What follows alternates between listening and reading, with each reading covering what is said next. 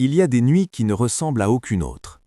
Des nuits où le silence du désert se transforme soudainement en théâtre d'une confrontation décisive. Des nuits où des hommes armés jusqu'aux dents croisent la route de soldats encore mieux préparés. Des nuits qui ne durent que quelques minutes, mais qui résonnent pendant des semaines dans les états-majors et les chancelleries. La nuit du 23 septembre 2025 à Tlidjen était de celle-là. Tlidjen, un nom peu connu. Une localité du secteur militaire de Tébessa dans la 5e région militaire, tout à l'est de l'Algérie. Une zone montagneuse, aride, traversée par des pistes qui serpentent entre les reliefs des Mememcha et les hauteurs qui marquent la limite avec la Tunisie voisine. Une région qui a une histoire longue et douloureuse avec le terrorisme, avec l'infiltration, avec les combats dans l'ombre. Cette nuit-là, des détachements de l'armée nationale populaire y menaient une opération. Et cette opération s'est terminée de la manière la plus catégorique qui soit, 6 terroristes neutralisés, 6 pistolets mitrailleurs de type Kalachnikov récupérés, une quantité importante de munitions saisies. Le lendemain matin, le général d'armée Saïd Chengria, chef d'état-major de l'ANP, se déplaçait personnellement sur les lieux. Ce déplacement, vous allez comprendre pourquoi il est important. Mais d'abord, replaçons cette opération dans son contexte. Parce que pour comprendre ce qui s'est passé dans la nuit du 23 septembre à Tlidjen, il faut comprendre ce qu'est devenue la frontière algéro-tunisienne. Il faut comprendre ce qui se passe de l'autre côté.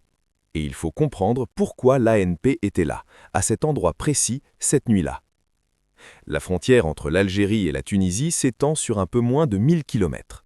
Sur la carte, elle ressemble à une limite tranquille entre deux pays voisins qui entretiennent des relations historiquement cordiales.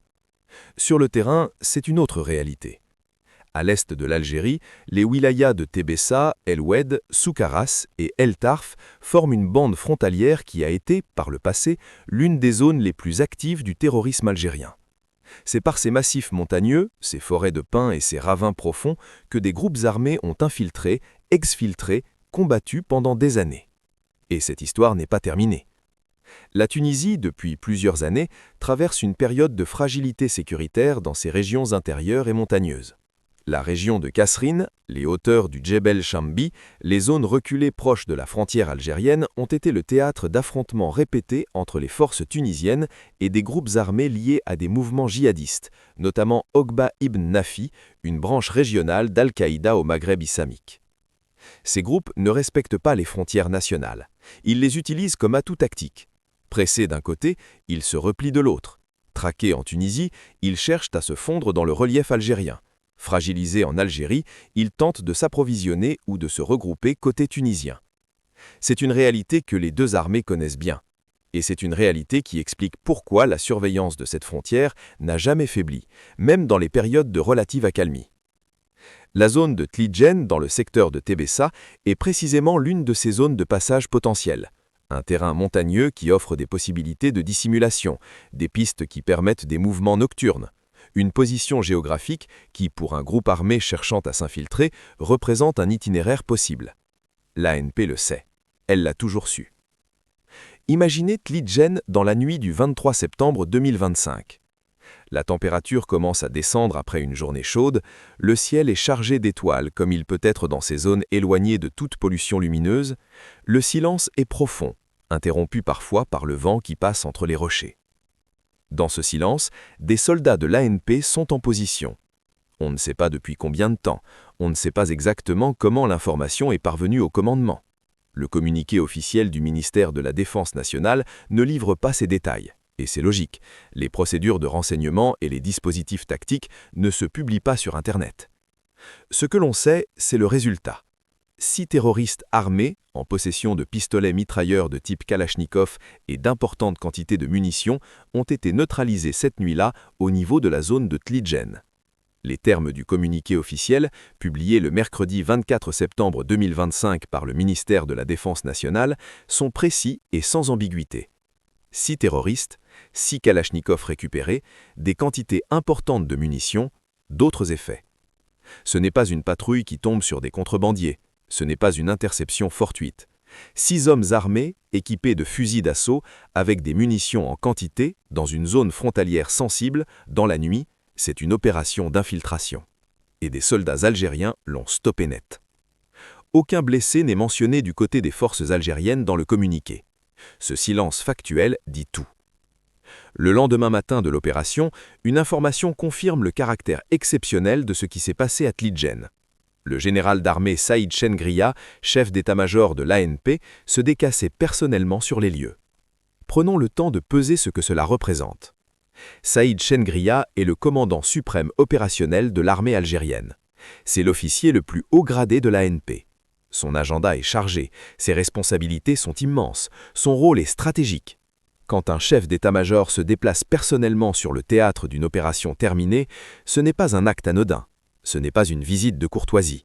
C'est un message. Un message à plusieurs destinataires. D'abord, un message aux soldats qui ont mené l'opération. Leur chef reconnaît leur travail. Il leur dit, en venant lui-même, que ce qu'ils ont fait cette nuit-là compte, qu'il est conscient du risque qu'ils ont pris, qu'il est professionnel, qu'il est fier de leur professionnalisme. Ensuite, un message à l'institution militaire dans son ensemble. Le chef d'état-major qui se déplace montre que la chaîne de commandement est impliquée, engagée, que les opérations antiterroristes ne sont pas déléguées à des échelons inférieurs puis oubliées, mais qu'elles sont suivies au plus haut niveau. Et puis, un message vers l'extérieur, aux groupes armés qui observent, aux pays voisins qui suivent, aux puissances régionales qui évaluent. Ce message dit « L'Algérie prend ses frontières au sérieux ». Ses chefs militaires s'impliquent, personnellement. Il n'y a pas de zone grise, pas de laxisme, pas de tolérance. Ce déplacement du général Cheneria transforme une opération locale en signal géopolitique. Voilà la question que tout le monde se pose et à laquelle les sources officielles ne répondent pas complètement. C'est la nature des opérations antiterroristes, les informations sur l'identité des individus neutralisés, leurs affiliations précises, leurs missions, leurs commanditaires, font l'objet d'une exploitation de renseignements qui prend du temps et dont les résultats ne sont pas toujours rendus publics. Mais on peut raisonner à partir des faits connus et du contexte régional. 6 hommes armés de Kalachnikov, avec des munitions en quantité, opérant de nuit dans une zone frontalière, ce profil correspond à un groupe d'infiltration, pas des contrebandiers ordinaires qui travaillent généralement de manière plus discrète et avec moins d'armement lourd, pas des passeurs de migrants, qui évitent au contraire toute confrontation avec les forces de sécurité. Ces hommes étaient des combattants, des gens qui acceptaient le risque d'un affrontement armé comme condition de leur mission. La zone de Tébessa est historiquement liée aux activités de groupes affiliés à Al-Qaïda au Maghreb islamique, même si leurs capacités ont été considérablement réduites par des années d'opérations conjointes algériennes et tunisiennes. Des résiduels de ces groupes persistent, se regroupent parfois, tentent de se réapprovisionner ou de recruter.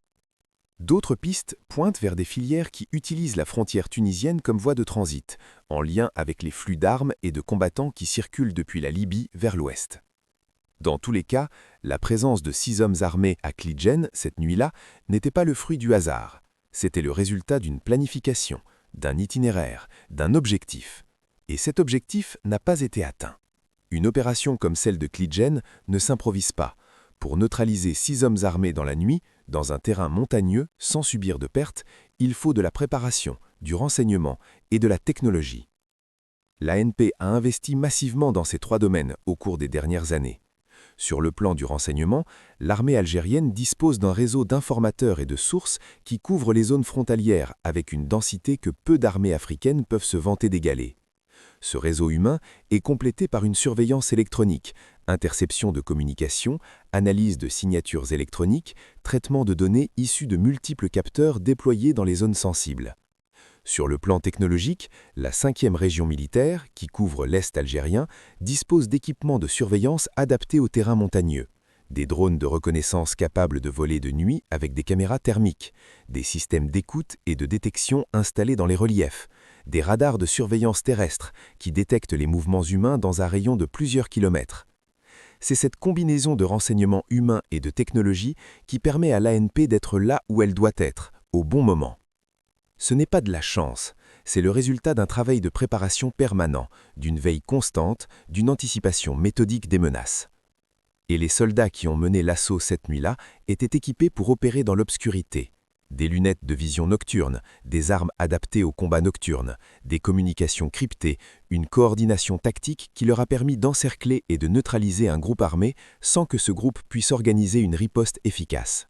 C'est de la guerre moderne, pas spectaculaire sur les écrans, mais terriblement efficace dans la réalité. L'opération de Cleegen n'est pas un événement isolé. Pour bien la comprendre, il faut la replacer dans la série d'opérations que l'ANP a menées tout au long de l'année 2025. 6 semaines avant Cleegen, du 6 au 12 août 2025, des détachements de l'ANP abattaient 4 terroristes aux frontières sud-est, en 4e région militaire. La même semaine, le terroriste connu sous le pseudonyme d'Abou Sif se rendait aux autorités militaires de Borj Badji Mokhtar. Quelques semaines après Cleegen, du 27 août au 9 septembre, 2 autres terroristes étaient éliminés. Un troisième, Ghenami Ahmed, se rendait à Adrar avec ses armes. Les renditions méritent une attention particulière. Au cours de l'année 2025, les bilans hebdomadaires de l'ANP ont régulièrement mentionné des renditions de terroristes aux autorités militaires, principalement dans les zones sud. Talbi Mohamed, alias Koubaïb, qui avait rejoint les groupes terroristes en 2017 et s'est rendu en octobre 2025 à Borj Badji Mokhtar. Ammou Salah Ahmed, alias Amaidi, rendu au même endroit 15 jours plus tard. Touji Ahmed et Malouki Ibala, rendus en juillet à Borj Badji Mokhtar.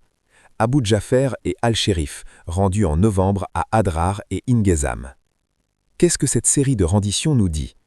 Elle nous dit que la pression exercée par l'ANP sur les réseaux terroristes est réelle et qu'elle porte ses fruits. Un terroriste qui se rend, c'est un combattant qui a perdu espoir dans sa cause. C'est quelqu'un qui a calculé que la mort en combat était plus probable que la survie et qui a choisi une autre issue. Ces renditions sont le signe que les groupes armés résiduels sont épuisés, isolés, coupés de leur filière de ravitaillement et de recrutement. Mais elles ne doivent pas conduire à l'euphorie, parce que le contexte régional continue de générer de nouvelles recrutes, de nouvelles routes d'infiltration, de nouveaux défis.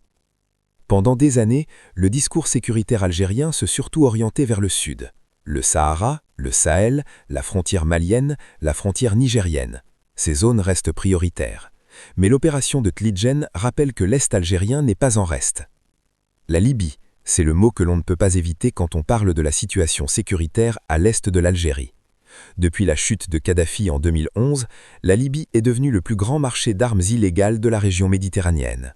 Des arsenaux entiers ont été pillés, des dizaines de milliers de kalachnikovs, de RPG, de missiles et de munitions se sont répandus dans tout le Sahel et au-delà. Une partie de ces armes circule vers l'ouest, vers la Tunisie, et peut trouver son chemin jusqu'aux zones frontalières algériennes. La Tunisie, de son côté, fait face à une situation économique et sociale difficile, qui favorise le recrutement par des réseaux extrémistes. Des jeunes désœuvrés, sans perspective économique, dans des régions intérieures marginalisées, représentent une cible pour des organisations qui leur offrent à la fois une idéologie et un revenu. Ce cocktail, armes libyennes et recrutement tunisien, génère une pression sur la frontière est algérienne qui justifie la vigilance permanente dont a fait preuve l'ANP à Cleegen. Et il y a un autre facteur que peu d'analystes mentionnent. La pression exercée par l'ANP dans d'autres zones pousse les groupes armés à chercher de nouveaux itinéraires. Quand le sud est verrouillé, quand les frontières maliennes et nigériennes sont sous surveillance renforcée, certains éléments tentent de contourner par l'est. C'est une logique de l'eau qui cherche le point faible. L'opération de Cleegen montre qu'il n'y a pas de point faible sur les frontières algériennes. Pour terminer, donnons les chiffres tels qu'ils sont. Publiés officiellement par le ministère de la Défense nationale algérien en janvier 2026, dans le bilan annuel de l'ANP pour l'année 2025. 67 terroristes neutralisés sur l'ensemble du territoire national. 369 éléments de soutien aux groupes terroristes arrêtés. 12 casemates et abris détruits. 104 armes à feu récupérées. 13 mines de fabrication artisanale neutralisées.